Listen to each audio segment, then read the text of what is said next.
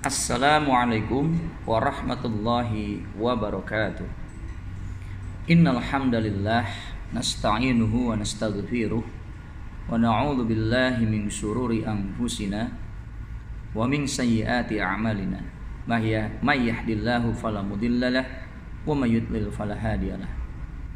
Asyhadu an la ilaha illallah wahdahu la syarikalah wa asyhadu anna Muhammadan abduhu wa rasuluh la nabiyya ba'dah. Amma ba'd. Ayyuhal hadirun rahimani wa rahimakumullah. Pertama, marilah senantiasa kita bersyukur kehadirat Allah Subhanahu wa taala atas segala rahmah, nikmat dan karunia yang Allah tetap memberikan kepada kita semua. Terlebih nikmatul iman wa nikmatul Islam. Salawat serta salam semoga Allah senantiasa mencurahkan kepada qudwah dan uswah kita Nabiuna Muhammad Rasulullah Sallallahu Alaihi Wasallam beserta para keluarga, para sahabat, dan tentunya kepada kita selaku umatnya yang senantiasa istiqamah untuk menegakkan sunnah-sunnah beliau dalam kehidupan kita. Ayyuhal hadirun rahimani wa rahimakumullah. Kembali kita berjumpa dalam kajian ilmu di Ramadan hari yang ke-20, yang insya Allah pada hari ini kita akan mengkaji terkait tentang ketakwaan kepada Allah Subhanahu wa ta'ala. Takwa merupakan landasan dan pondasi utama untuk kita menjadi pribadi muslim dan muslimah yang sukses baik di dunia maupun di akhirat. Takwa merupakan pondasi awal. Takwa merupakan pondasi dasar bagi setiap muslim, dan ciri dari setiap muslim adalah dilihat dari ketakwaannya. Oleh karena itu, ketika kita ingin berperilaku dan menjalankan intisari dari ketakwaan tersebut, kita pun mesti mengetahui dan mengkaji apa sebetulnya takwa itu sendiri. Dalam hadis Nabi yang diriwayatkan oleh Imam Bukhari dan Imam Muslim, Nabi kita Muhammad Rasulullah Sallallahu Alaihi Wasallam bersabda, siapa yang menjauhi segala hal yang syubhat, berarti ia telah menjaga agama dan kehormatannya. Siapa yang menjaga dirinya dari hal yang syubhat, berarti ia telah menjaga agama dan kehormatannya. Dari hadis ini kita pun bisa mempelajari bahwa ketika diri kita dengan teguh meninggalkan hal yang syubhat. Syubhat itu apa? Keraguan-raguan yang ada pada diri kita terhadap hal tersebut. Apakah ini haram ataukah ini halal? Keraguan-raguan saja jika ada pada diri kita terhadap sesuatu hal, terhadap sesuatu ibadah, atau terhadap sesuatu amalan, maka kita mesti meninggalkan. Ketika kita berposisi seperti ini, maka ini bagian dari diri kita menjaga agama dan kehormatan. Dan ini pun bagian dari takwa. Dalam hadis yang lain yang diriwayatkan oleh Imam At-Tirmizi dan Ibnu Majah, Nabi kita Muhammad Rasulullah Sallallahu Alaihi Wasallam bersabda, seorang hamba tidak akan mencapai derajat orang-orang yang bertakwa hingga meninggalkan sesuatu yang mubah karena takut terjerumus ke dalam hal yang haram. Seseorang tidak akan mendapatkan atau meraih derajat ketakwaan hingga ia meninggalkan sesuatu yang mubah. Hingga ia meninggalkan sesuatu yang mubah karena takut terjerumus ke dalam hal yang haram. Artinya apa? Ketika kita melakukan sesuatu mubah, ini boleh dilakukan, tapi mubahnya ini bisa menjerumuskan kita kepada sesuatu yang haram. Nah, seorang muslim meninggalkan hal ini. Ketika seorang muslim meninggalkan hal ini, maka dia akan mencapai derajat ketakwaannya. Apa contohnya? Hal mubah yang kita bisa lakukan tapi bisa menjurus kepada keharaman. Misalkan ketika kita terdesak dalam situasi sulit, ya, kita berbohong. Ketika ada yang bertanya misalkan, di mana saudaramu? Katakan yang benar. Aku ingin melukai saudaramu. Nah, kita pada kondisi yang terdesak pada saat itu. Kita ingin lindungi saudara kita. Kita berkata kepada orang yang bertanya tersebut, saudara saya tidak ada di sini. Dia pergi ke tempat lain. Nah, ini mubah untuk dilakukan. Tapi ketika mubah ini kita lakukan berkali-kali, terutama pada situasi yang tidak terdesak. Misalkan ada orang yang mencari lagi saudara kita, dan kita tahu, misalkan dia ingin menagih hutangnya kepada saudara kita tersebut, dan kita ingin melindungi saudara kita. Nah, ini sesuatu yang tidak boleh. Kenapa? Hutang itu kewajibannya untuk dibayar. Berbeda dengan konteks yang pertama tadi. Nah, ini mubah untuk dilakukan. Tapi ketika kita melakukannya, maka ini akan menjurus kepada keharaman. Dan kita mesti tinggalkan hal ini. Nah, ketika kita melakukan ini, maka kita akan mencapai derajat ketakwaan kepada Allah Subhanahu wa Ta'ala.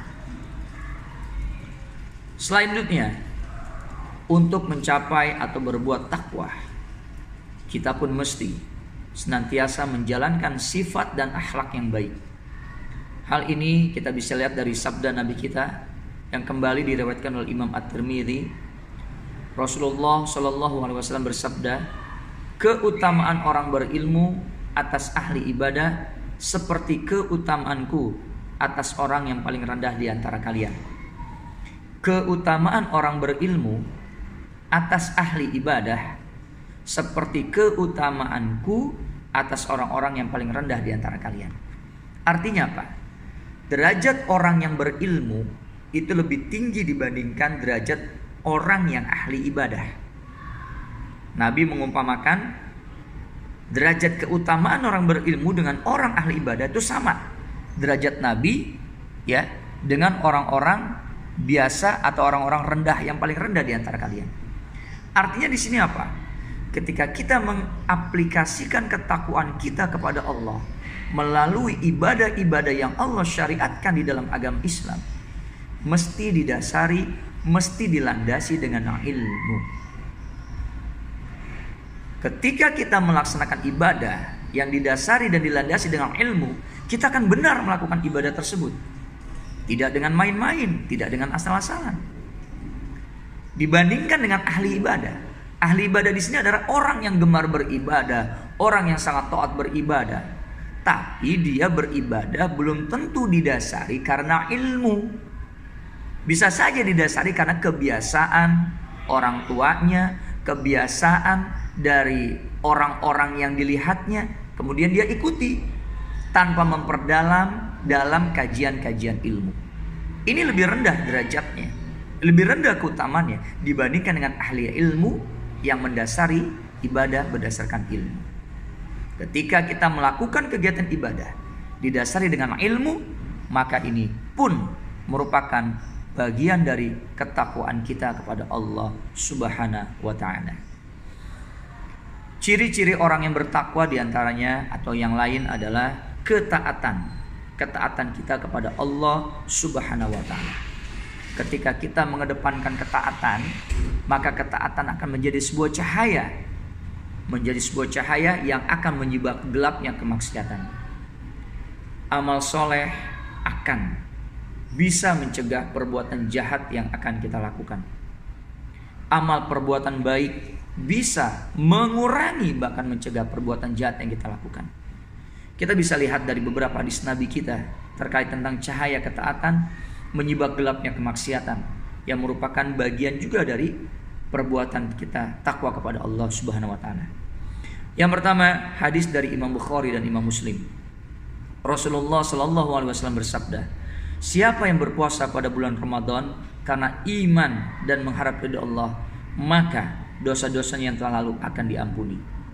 Hadis lain pun yang diriwayatkan oleh Imam Muslim, Rasulullah Shallallahu Alaihi Wasallam bersabda, maukah kalian aku tunjukkan sesuatu yang bisa menghapus segala dosa dan meningkatkan derajat?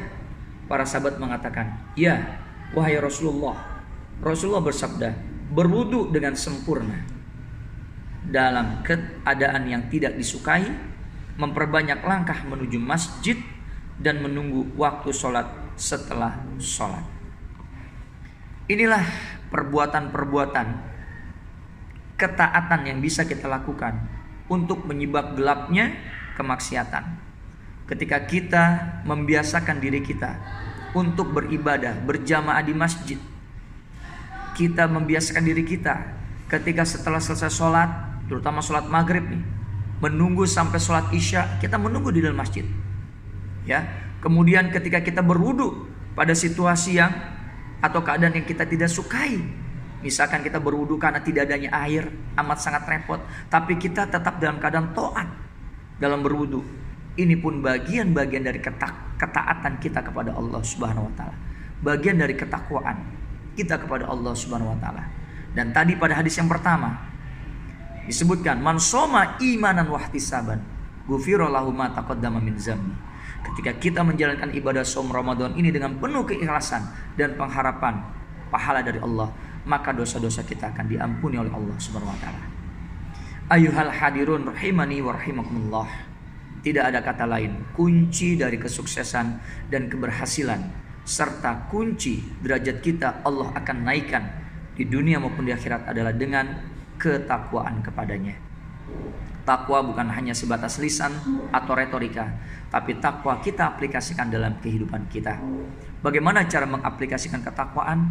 Tadi kita harus taat kepada Allah Subhanahu wa taala, dan juga kita mesti betul-betul mewujudkan ketakwaan itu dengan cara meninggalkan sesuatu yang haram, mengedepankan betul-betul nilai-nilai kehalalan, dan juga mendasari ibadah kita dengan ilmu. Jangan sampai kita beribadah tanpa didasari ilmu. Mudah-mudahan kita semua bisa menjaga dan meningkatkan terus kualitas ketakwaan kita kepada Allah Subhanahu wa taala, agar kita nanti dipandang Allah, dinaikkan derajatnya di mata Allah Subhanahu wa taala. Demikianlah yang sedikit ini, mudah-mudahan bisa bermanfaat ketika kita aplikasikan atau praktikan. Jika ada hal yang kurang tepat, mohon dibukakan pintu maaf. Kita tutup dengan membaca doa kafaratul majlis. Subhanakallahumma wa bihamdika asyhadu an la ilaha illa anta astaghfiruka wa atubu ilaik. Wal afu minkum. Wassalamualaikum warahmatullahi wabarakatuh.